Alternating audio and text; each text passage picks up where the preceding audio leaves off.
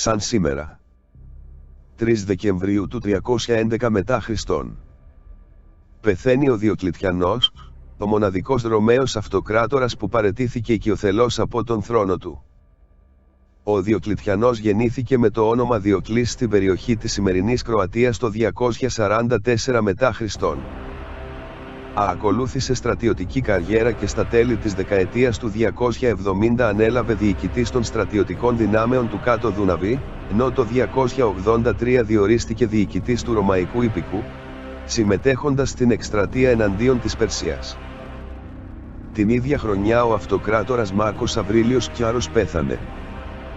Έτσι η Ρωμαϊκή Αυτοκρατορία διχοτομήθηκε μεταξύ Ανατολικού και Δυτικού τμήματος, τα οποία διοίκησαν οι δύο του γη, ο Νουμεριανός και ο Κιαρίνος αντιστοίχως.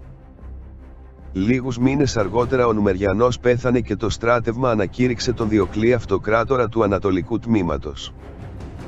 Ευθύς αμέσως ο Διοκλής άλλαξε το όνομά του σε Διοκλητιανό και όρισε ύπατο τον Βάσο που έγινε το δεξί του χέρι. Με αυτόν τον τρόπο αμφισβήτησε άμεσα την εξουσία του συναυτοκράτορα Κιαρίνου. Το ζήτημα θα λυνόταν διά των όπλων. Ο Κιαρίνος είχε υπό τις διαταγές του ένα κατά πολύ ισχυρότερο στράτευμα από εκείνο του Διοκλητιανού, αλλά δεν ήταν καθόλου λαοφιλής. Τελικά οι δύο στρατοί συγκρούστηκαν λίγο έξω από το Βελιγράδι, όπου ο Κιαρίνος δολοφονήθηκε από τους ίδιους του τους άντρες. Ο Διοκλητιανός απεχθανόταν τη Ρώμη χαρακτηρίζοντας την εκφυλισμένη. Γι' αυτόν τον λόγο έμεινε στο Μιλάνο, όπου όρισε συναυτοκράτορα τον Μαξιμιανό. Ακολούθως οργάνωσε στρατιωτικές επιχειρήσεις στα Βαλκάνια, στη Γαλατία, στην Αίγυπτο και στον Ρήνο για να καταστήλει επαναστατικά κινήματα, επίκησε την ερημωμένη Θράκη με μετανάστες από την Ανατολία και συνήψε μία σειρά συμμαχιών με τους Πέρσες και τους ανυπότακτους νομάδες της Μέσης Ανατολής. Το 293 ο Διοκλητιανός με τη συγκατάθεση του Μαξιμιανού μετέτρεψαν τη διαρχία σε τετραρχία, χρήζοντας ως καίσαρες τους δύο γαμπρούς τους, τον Γαλέριο και τον Φλάβιο Κωνστάντιο αντιστοίχως. Τότε στην Περσία ο νέος βασιλιάς Ναρσής παραβίασε τη συμφωνία ειρήνης με τους Ρωμαίους και κατατρόπωσε τις λεγεώνες του Γαλέριου. Ακολούθησε και δεύτερη μάχη, κατά την οποία ο Γαλέριος είχε ενισχυθεί με στρατεύματα του Διοκλητιανού, οπότε υπερφαλάγγισε τον Περσικό στρατό. Ο Διοκλητιανός ήταν ένας σπουδαίος πολιτικός και ένας πραγματικός μεταρρυθμιστής. Έως τότε οι προκάτοχοί του θεοποιούσαν τον εαυτό τους, αλλά πλέον η πρακτική αυτή δεν είχε νόημα. Έτσι πρώτος αυτός διακήρυξε ότι ο αυτοκράτορας αφενός είχε θνητή υπόσταση, αλλά η εξουσία του πήγαζε απευθείας από τον ίδιο τον Θεό. Αυτή η αντίληψη διήρκεσε έως τα τέλη του 19ου αιώνα με τις ελαίου Θεού μοναρχίες και φυσικά υιοθετήθηκε και από τους Βυζαντινούς αυτοκράτορες.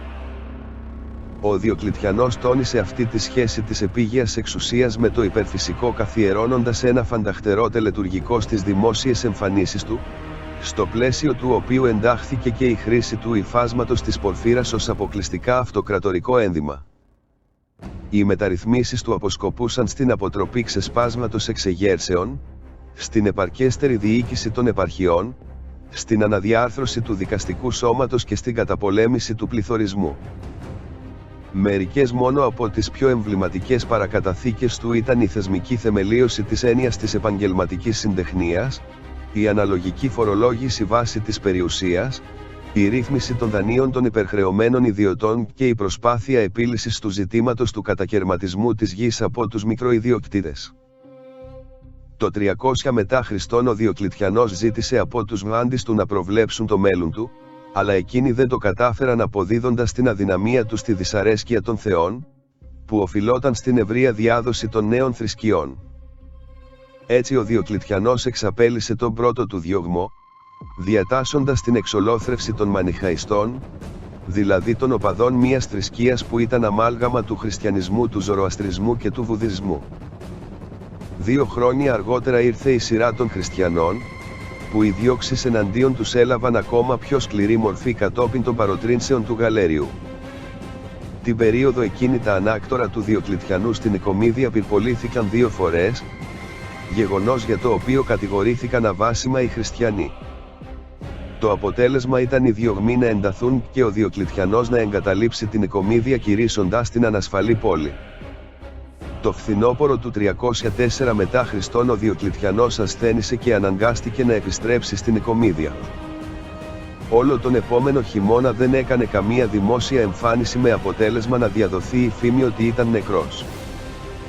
Τελικά τον Μάρτιο του 305 ο Διοκλητιανός αναγκάστηκε να εμφανιστεί δημόσια, αλλά ήταν αγνώριστος εξαιτίας της ασθένειας του. Τις ημέρες εκείνες ο Γαλέριος έφτασε στην Νικομίδια και έπεισε τον Διοκλητιανό να διαλύσει την τετραρχία.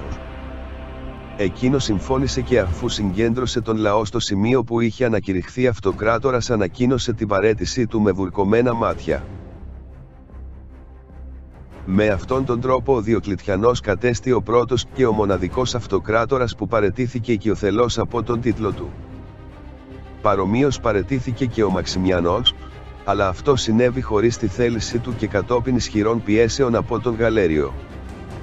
Ο Διοκλητιανός αποσύρθηκε στο παλάτι του στο σημερινό Σπλίτ της Κροατίας, ενώ ο Μαξιμιανός σε μία από τις βίλες του στη Νότια Ιταλία.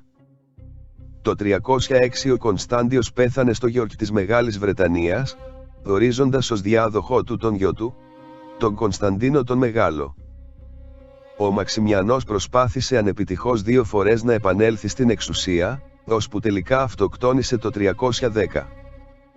Πλέον η δεύτερη γενιά της τετραρχίας είχε αναλάβει τα ηνία της εξουσίας, αλλά από την πρώτη στιγμή διαφάνηκε ότι αυτή θα διασπάτω. Οι σύμβουλοι του Διοκλητιανού τον παρακαλούσαν να επανέλθει στην εξουσία και να επιβάλλει την ειρήνη, αλλά εκείνος αρνιόταν, σχολιάζοντας ότι η ειρήνη και η ευτυχία δεν μπορούν να αντικατασταθούν από τις καταιγίδες που φέρνει η απληστία. Τον Μάιο του 311 πέθανε και ο Γαλέριος σε ηλικία 53 ετών, πιθανότατα από καρκίνο του εντέρου ή γάνγκρενα. 8 μήνες αργότερα, σαν σήμερα πριν από 1712 χρόνια, στις 3 Δεκεμβρίου του 311, ο Διοκλητιανός απεβίωσε σε ηλικία 68 ετών μετά από μία ολιγόμηνη ασθένεια.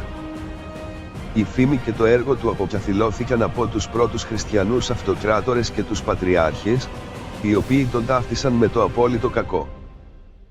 10 μήνες αργότερα, τον Οκτώβριο του 312 ο Μαξέντιος βρήκε τον θάνατο πολεμώντας τον Μεγάλο Κωνσταντίνο έξω από τη Ρώμη. Ακολούθως ο Κωνσταντίνος διέταξε την εκτέλεση όλης της οικογένειας του Μαξέντιου ώστε να μην υπάρξει διεκδικητής του θρόνου.